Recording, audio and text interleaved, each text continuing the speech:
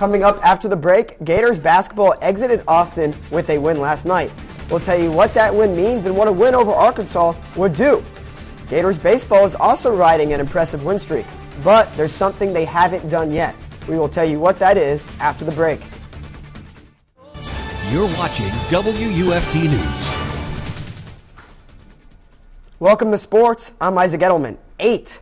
That is the number of games in a row the Gators basketball team has won. The Gator boys stayed hot Wednesday night in Austin. Yes, even on a night where stars Thomas Houck and Ruben Chinyulu had just 5 points each, Florida beat Texas by 13 points on the road.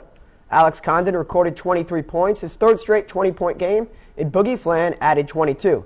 Head coach Todd Golden said the win was all about experience. I think our depth really showed up. I thought our bench did a great job. Micah Hand-Lockton had one of his best defensive games of the year, and I thought we wore them down. It made it a little more difficult for them to execute, and we took advantage of it. We were making a lot of shots on the stretch also.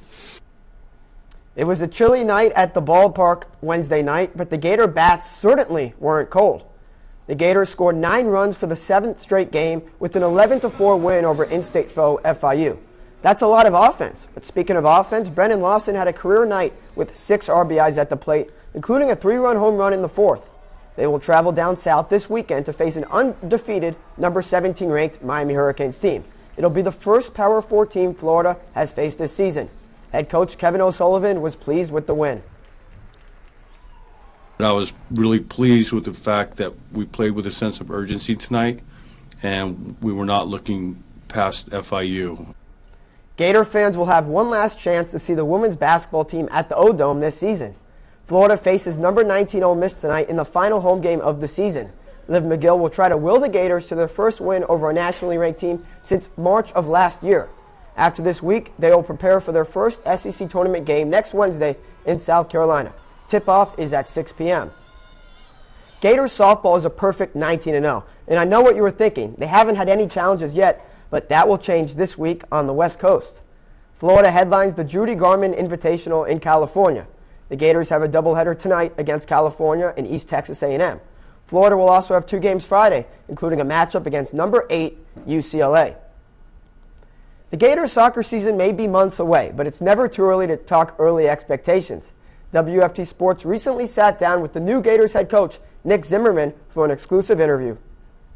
You know, you talk about the swamp, you talk about football, just in the last, week, seeing the amount of support from baseball, from softball, gymnastics, you look at, basketball, it's just different. When you win, they're going to come. And, if you build it, they'll come. And, we look forward to, packing the Diz, and making this a fortress when teams come to play here. So, we know the challenge lies ahead, but we're really, really excited for it. I love that, making it a fortress. When people talk about the Florida Gators, they say everything's cool. What will it take to get Gator soccer back in that conversation? I mean, we've got some, really good players. We've got a great group. We've got an elite staff, and we've got a vision and a plan. And it's making sure that we continue to stay focused, on the main thing is the main thing, but also, we're being consistent with our messaging. And so that's something that for us is non-negotiable.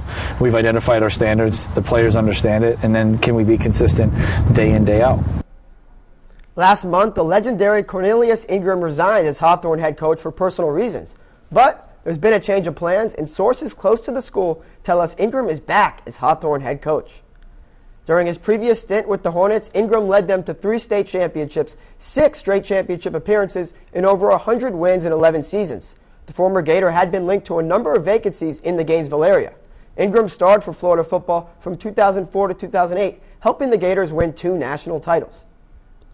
Before we go, the Gators have 9 players participating at the NFL Combine today, hoping to make their NFL dreams come true. We will have a final look at the weather after the break. Welcome back to the Orange and Blue Sports Network. Isaac Edelman still with you alongside my partner, Lance Williams. It's the top of the 4th, and the Florida Gators already off to a good start, up 4-0 over the Kennesaw State Owls, and back for his 4th inning of work. It's the Gators ace, their Friday night starter, Liam Peterson. He's retired all 9 of the first 9 batters of the game, and it's the top of the order. Trenton Lyons steps back into the box, swings at the first pitch, grounds it right to Ethan Surwick, who steps on first. 1 pitch, 1 out to begin the 4th inning, and we'll keep track of how many batters Liam Peterson has faced and shut down, and that number is up to 10 now, Lance. Yeah, I mean, It's the quickest out of the game right there. It's this kind of fast roller towards first. Great pick there by Surwick, and Peterson just putting away batters. So here's Grayson McCollum. First pitch misses just outside 1-0. McCollum struck out back in the first inning. And we'll still see how far Peterson goes, but this is what you wanted. As there's another. This kid's got to stop throwing stuff in that right center field wall, throwing it over. But by the way, that's not a short fence. So No. whoever is throwing out there in right center field, I will say this, they will not be putting on a blue and orange uniform one day. This is line just foul to the left side of the left field line. You see the umpire? Yeah, third base umpire leaped over that ball. Yeah, that was Randy Olahausen. Still got it. So the count now 1-1 with 1 out here in the top of the fourth. But Peterson, a great bounce back start, at least thus far. Yeah, already 6 strikeouts. The 1-1 pitch runs outside. Slider missed. 85-mile-per-hour pitch. It's 2-1. We'll see how Peterson adjusts. He was very fastball heavy his first outing. And especially this second time through the order, things might change. 2-1 pitch. Just misses inside. 3-1.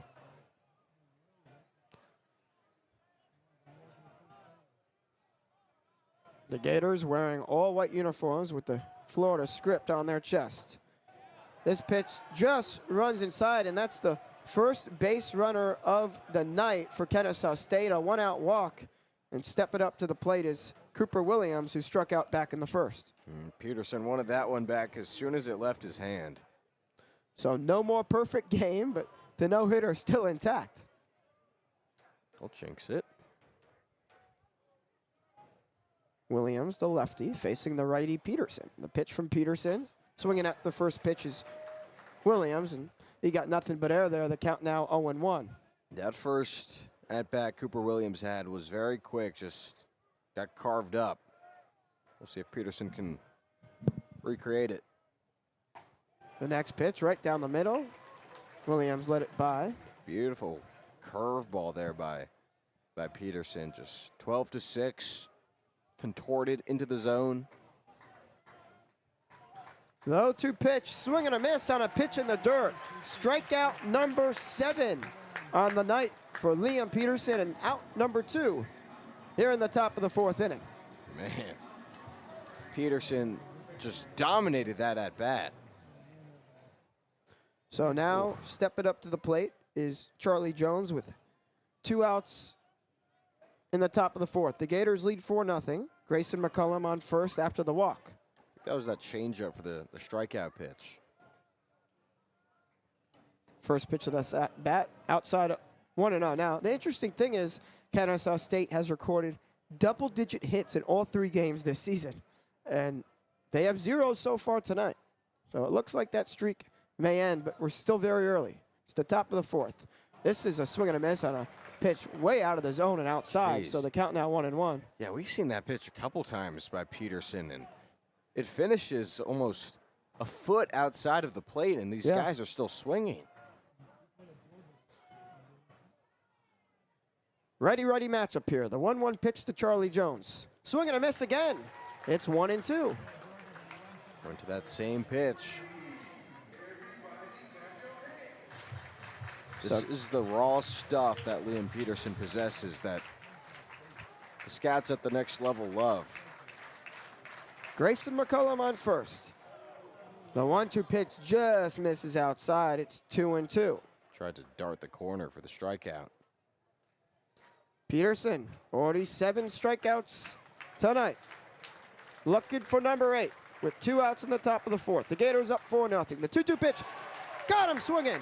Liam Peterson is through 4 innings. He's yet to give up a hit or run, and he has 8 strikeouts on the young night. Stay with us. We head to the bottom of the fourth. The Gators still lead 4-0. I'm not a weatherman, but I can confirm that it's raining outside Conjure Family Ballpark right now. Now, if you're trying to figure out just how good this Gators baseball team really is, you're probably not the only one. The Gators swept a number 4 Arkansas team on the road. They beat FSU and Miami both twice this season, but then you lose a series to High Point at home. You get swept by Alabama, and just 2 nights ago, you lose a midweek matchup to Jacksonville.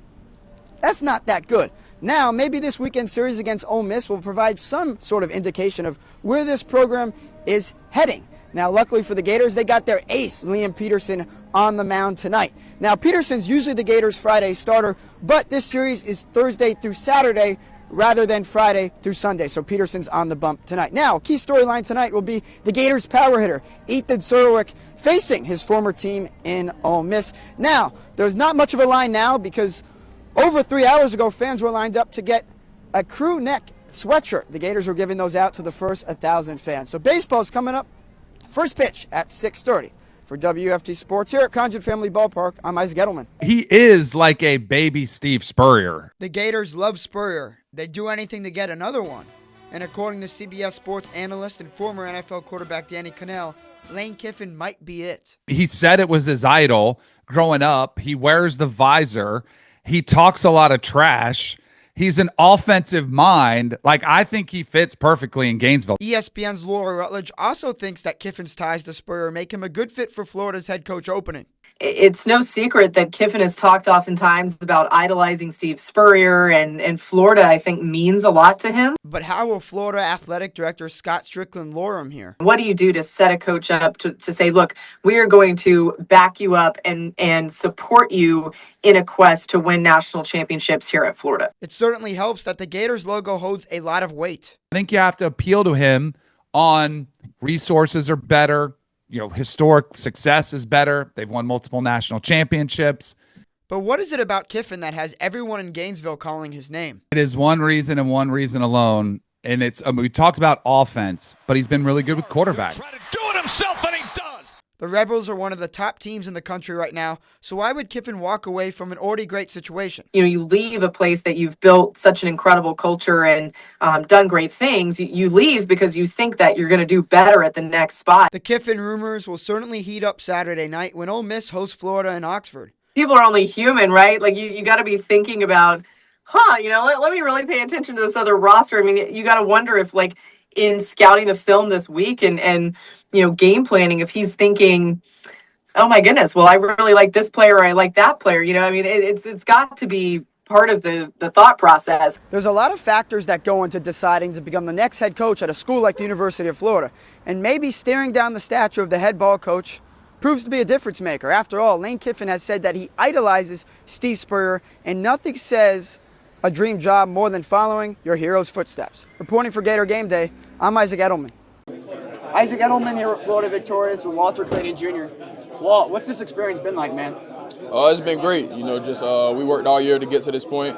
Obviously, it's not done yet, but it's been great just enjoying these moments with my teammates. How does it feel to be called one of the best shooters in college basketball? I mean, people called you that in the regular season, but what you did against UConn, what you did against Texas Tech, it got elevated to another level where it's not just Gator Nation talking about you. Just how does that feel? It's a good feeling. Obviously, I think hearing it from my teammates mean a lot more, the trust that they got in me. So it's definitely a good feeling. Everyone talks about you, but I want to give you the opportunity to talk about your teammates. It's not just the Walt show in Gainesville. Facts. Nah, for sure. Definitely not just me show. I think you can go down the list and even go throughout all the games. Multiple people have had big games for us this year, stepped up in the right moments. So I think we're just a team, that just pick each other up on a nightly basis. This is the biggest crowd you'll ever play in.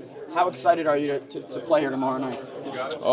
Very excited. Obviously there'll be a lot of people here, but I think once we get going in the game, just going to tune everything out and play basketball. Do you have any childhood memories watching the Final Four and just thinking back about, wow, I was watching the TV, I didn't think I'd actually be here today? Nah, for sure. Kemba shot, Louisville, Michigan, Villanova, North Carolina. It was multiple moments, just growing up watching those big games. Definitely enjoyed them, and I'm glad I'm here. One last thing for you. Can you send a message to Gator Nation that are coming out to watch tomorrow night, or if they're watching on their TVs, what can they expect from you and the rest of the guys? You can expect, what we've been doing all year. Just going to play our game, come out and do our job. All right, well, I appreciate it, man. So appreciate you. Elijah, only one team can win a national championship. The Florida Gators are that team. Just what's going through your head? A lot of things going through my head right now, but we're national champs. Can't nobody take that from us. And we just serve an unbelievable God, man. To end your college basketball career on this note with a national championship, was this the best way you could have ended it? Absolutely, absolutely, the best way possible that in anybody college career. So super grateful for that. I asked you how special FAU was when you were with FAU. How special is this team to get to this stage and to complete the stage to win the Natty? Super special. You know, we still haven't seen the best of us, honestly. So we're super special. We love each other, we're proud, and we're going to enjoy this moment. One last thing for you. Gator Nation, how special is this team? You've only been here 1 year, but they love you so much, and they're going to love you for the rest of eternity. Man, I appreciate Gator Nation. You know, ever since I committed, you know, y'all embraced me. Y'all showed me nothing but love.